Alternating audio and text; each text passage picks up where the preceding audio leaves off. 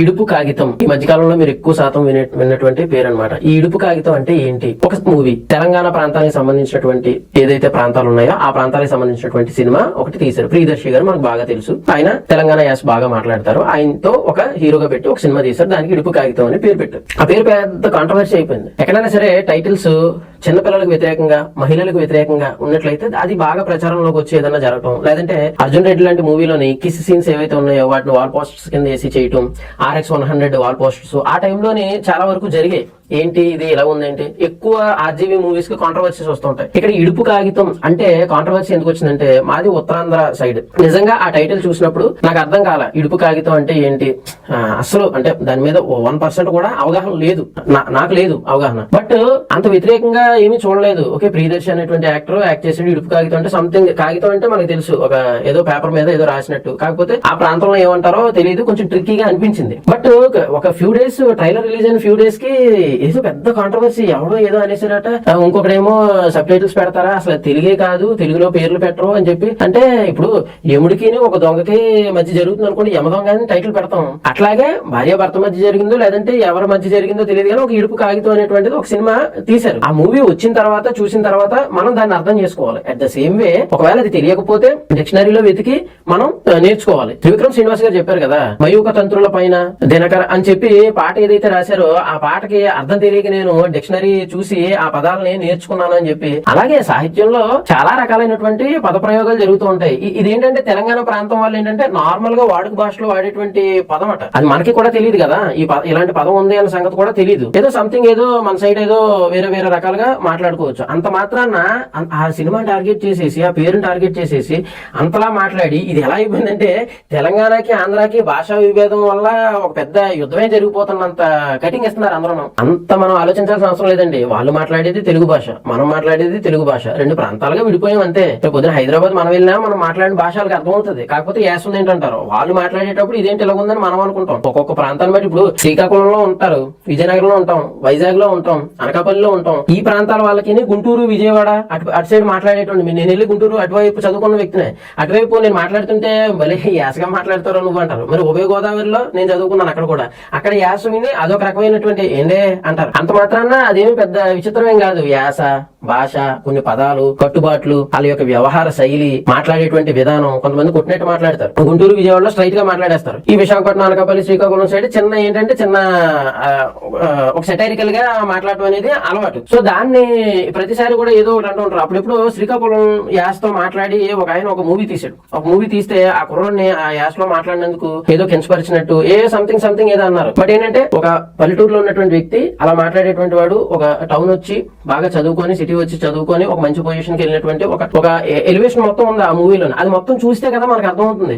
అంతేగాని ఏదో మా భాషని వెటకరించేశాడు. తర్వాత తెలంగాణ వాదులు కూడా మీరు ఏది మాట్లాడినా చాలా కుట్టినట్టే మాట్లాడతారండి, స్ట్రైట్ గా మాట్లాడతారు.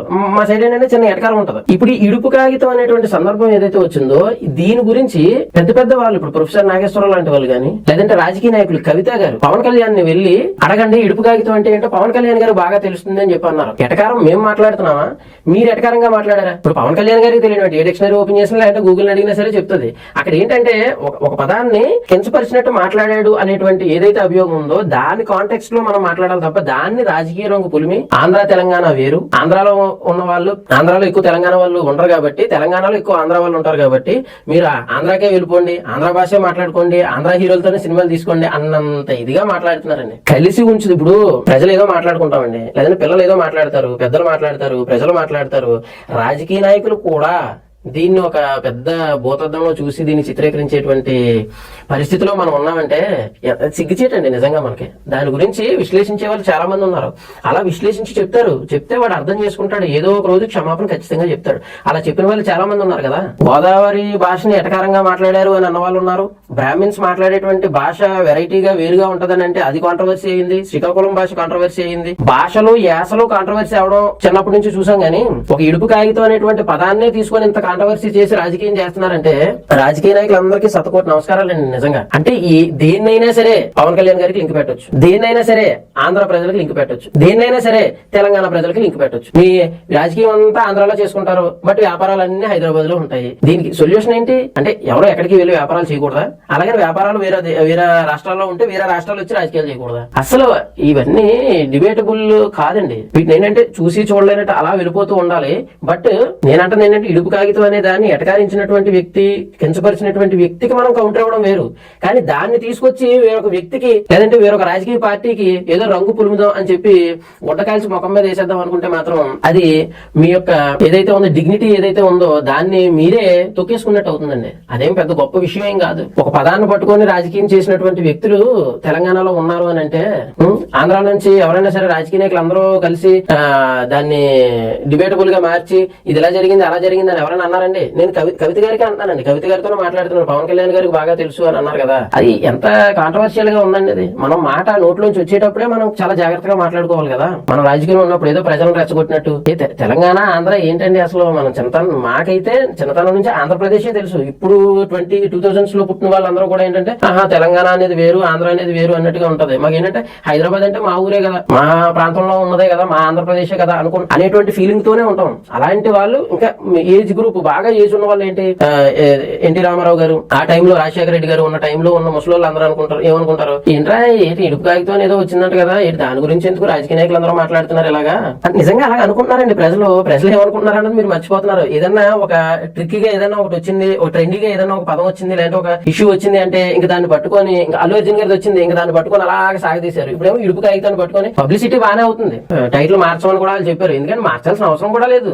ఇప్పుడు ప్యారడైజ్ అంటే, ఇప్పుడు సినిమా ప్యారడైజ్ అని ఉంది. ప్యారడైజ్ అంటే ఏంటి? ఒక రూరల్ విలేజ్ లో ఉన్న వాళ్ళకి ప్యారడైజ్ అంటే ఏంటో తెలియదు. సలార్ అనేటువంటి పేరు ఏంటో తెలియదు. అంటే వ్యక్తి పేరా, లేదంటే ఒక సంస్థ పేరా, ఒక వ్యవస్థ పేరా అనేటువంటి తెలియదు ఎవరికి.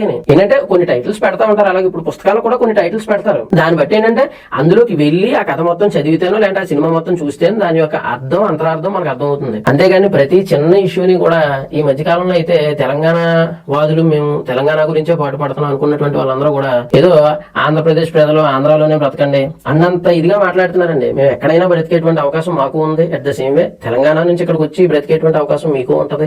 అందరూ కలిసిమెలిసి ఉండి, ఇప్పుడు తెలుగు ప్రజలు అంటేనే అందరం కలిసి ఉన్న వాళ్ళం అండి. మనకి తమిళ అంటే అర్థం అవుతుంది, కన్నడ అంటే అర్థం అవుతుంది, కానీ తెలుగు ఎందుకు అర్థం అవుతుంది? యాసలోని వాటిలోని చిన్న పదాల్లోనే ఏదో మార్పు ఉండొచ్చు, కానీ మనం అందరం తెలుగులోనే కదా మాట్లాడుకుంటాం. దీన్ని రాజకీయ రంగు పొరమడం అనేటువంటిది నాకు వ్యక్తిగతంగా నాకు అంతగా నచ్చలేదన్నమాట. ఇప్పుడు ప్రొఫెసర్ నాగేశ్వరరావు గారికి సబ్స్క్రైబర్స్ ఉంటారు, కొన్ని వేల లక్షల మంది ఉన్నారు. అందులో ఆంధ్ర వాళ్ళు కూడా చాలా మంది ఉన్నారు కదా, తెలంగాణ వాళ్ళు కూడా ఉన్నారు కదా. ఓన్లీ తెలంగాణకే పరిమితం అయిన మాకు పాప అవ్వట్లేదా, మాకు రికమెండేషన్స్ రావట్లేదా? ఆయన ప్రతి టాపిక్ మీద మాట్లాడతారు, వింటాం.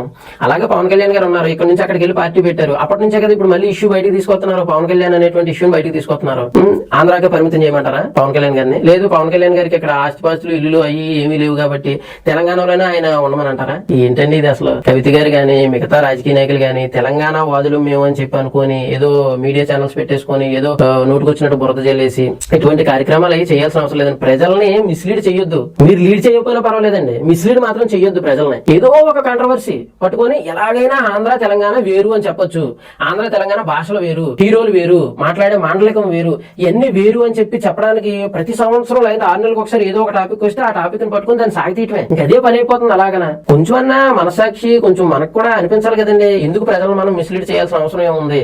ఆ ఇడుపు కాగితం అనేటువంటి పదం గురించి ఒకడు తప్పు మాట్లాడాడు. తప్పు మాట్లాడినప్పుడు అది అరే బాబు ఇది తప్పు అని సూటిగా చెప్పాలి. వాడు వినలేదా ఇంకా గట్టిగా చెప్పాలి. న్యాయపరంగా ఏమైనా చర్యలు ఉంటే చర్యలు తీసుకోవాలి. అరే ఇది మా యొక్క పేరు, ఇలాగా చేస్తే ఇక ఈ సినిమాకి టైటిల్ పెట్టాము, దీని ప్రకారమే ఇదంతా కూడా కథ నడుస్తుంది అని చెప్పి చెప్పాలి. చెప్పాల్సినటువంటి బాధ్యత కూడా ఉంది. అంతేగాని మా పేరు ఏదో పెద్ద ఇది మాట్లాడేశాడు, అలా మాట్లాడేశాడు, ఎలా మాట్లాడేశాడు, ఇంకా ఘోరంగా మాట్లాడినటువంటి సందర్భాలు చాలా ఉన్నాయి. బాగా కించపరిచి మాట్లాడినటువంటి సందర్భాలు ఉన్నాయి. అలాంటి సందర్భాల్లోనే క్షమాపణ చెప్పారు చాలా మంది.